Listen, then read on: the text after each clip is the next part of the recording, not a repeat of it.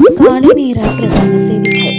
செய்திகளின் ஊடாக நர்மதா சிறில் முதலில் தலைப்பு செய்திகள். இலங்கையில் ரத்து செய்யப்பட்ட விமானங்கள் பயணிகளுக்கு விசேட சலுகை அறிவிப்பு. யாழில் திடீரென தீப்பிடித்து எரிந்த மோட்டார் சைக்கிள். ஈரான் உச்ச தலைவர் கமேனியின் மனைவியும் கொல்லப்பட்டார். இனி விரிவான செய்திகள். மத்திய கிழக்கு நாடுகளுக்கான விமானங்கள் ரத்து செய்யப்பட்டுள்ளதால் இலங்கையிலிருந்து வெளியேற முடியாமல் இருக்கும் பயணிகளுக்காக விசேட சலுகைகள் குறித்த அறிவிப்பொன்று வெளியாகியுள்ளது. இது குறித்த அறிவிப்பை குடிவரவு மற்றும் குடியல் கல்வி திணைக்களம் வெளியிட்டுள்ளது. அறிக்கை ஒன்றை வெளியிட்டு திணைக்களம் இந்த விடயத்தை தெரிவித்துள்ளது.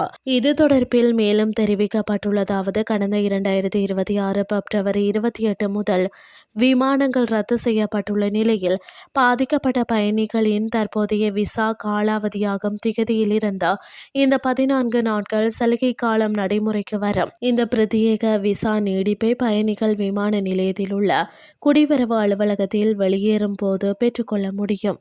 இதற்கு ஆதாரமாக விமான ரத்து அறிவிப்பு, போர்டிங் பாஸ் அல்லது சம்பந்தப்பட்ட விமான நிறுவனத்தின் உறுதிப்படுத்தல் கடிதம் போன்ற ஆவணங்களை சமர்ப்பிப்பது அவசியமாகும்.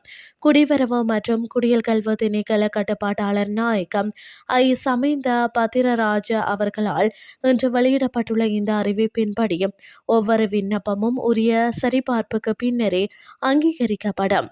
விமான நிலையங்களில் ஏற்படும் நெரிசலை தவிர்க்கவும் பயணிகளின் அசௌகரியங்களை குறைக்கவும் இந்த அதிரடி நடவடிக்கை எடுக்கப்பட்டுள்ளமை குறிப்பிடத்தக்கது. யாழ்ப்பாணத்தில் நிறுத்தி வைக்கப்பட்டிருந்த மோட்டார் சைக்கிள் ஒன்று திடீரென தீப்பிடித்து எரிந்துள்ளதாக தகவல் வெளியாகியுள்ளது. சுன்னாகம் காவல்துறை பிரிவுக்கு உட்பட்ட மருதனார் மடம் பகுதியில் இன்றைய தினம் இடம்பெற்றுள்ளது. குறித்த மோட்டார் சைக்கிள் தானாகவே தீப்பற்றி எரிந்ததா அல்லது யாராவது தீ மூட்டினாரா என இதுவரை தகவல்கள் எவையும் வெளியாகவில்லை. இந்த நிலையில் சம்பவம் குறித்து சுன்னாகம் காவல்துறையினர் விசாரணைகளை மேற்கொண்டு வருகின்றனர். இதேவேளை நாட்டின் பல பாகங்களிலும் எரிபொருளுக்காக மக்கள் நீண்ட வரிசைகளில் காத்திருக்கின்றமை குறிப்பிடத்தக்கது.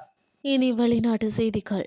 ஈரானின் உச்ச தலைவர் அலி கமேனியின் மனைவி மன்சவுரே கொஜஸ்தேவ் பாகர்ஸ்தாதேவும் கொல்லப்பட்டதாக ஈரான் அரசு தொலைக்காட்சி உறுதிப்படுத்தியுள்ளது. சனிக்கிழமை நடந்த தாக்குதலில் ஈரானின் உச்ச தலைவர் அயதுல்லா கமேனி மற்றும் அவரது மகள், மருமகன், பேரக்குழந்தைகள் ஆகியோர் கொல்லப்பட்ட நிலையில் கமேனியின் மனைவி படுகாயமடைந்திருந்தார். பகர்சாதே கோமாவில் இருப்பதாக ஈரானிய ஊடகங்கள் முன்பு செய்தி வெளியிட்டிருந்தன. இந்த நிலையில் அவர் உயிரிழந்துள்ளதாக அறிவிக்கப்பட்டுள்ளது. 1964 ஆண்டு திருமணம் செய்த இவர்களுக்கு 6 குழந்தைகள், 4 மகன்கள் மற்றும் 2 மகள்கள் இருந்தனர். இத்துடன் செய்திகள் யாவும் நிறைவடைகின்றது. அடுத்த இரவு 8:30 எதிர்பாருங்கள். நன்றி.